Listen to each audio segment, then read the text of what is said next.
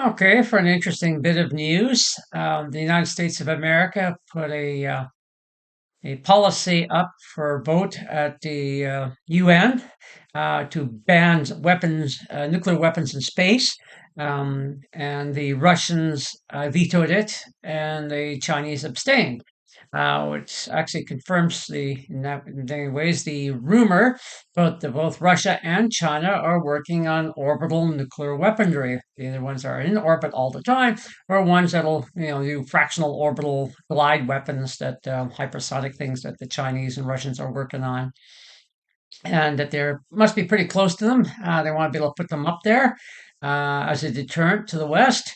And the Americans actually want them banned because they know they're too far behind to catch up, and that there would be I guess, an orbital weapon gap where the Russians and Chinese have these things in orbit and can launch a first strike with virtually no warning in just a few minutes. Not even enough time for the President of the United States to be informed that America is under attack before he gets vaporized when a bunch of these things hit Washington, D.C.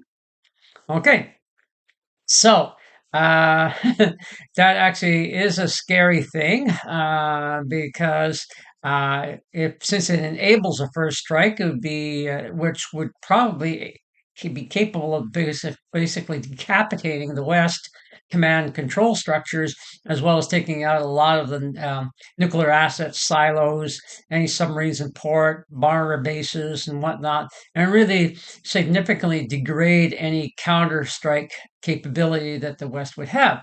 That would also tempt America to take out any of these assets they've discovered in space in a preemptive strike of their own, and try and do a decapitation in the ensuing confusion, or at the very least, reduce their risk to them of being taken off guard.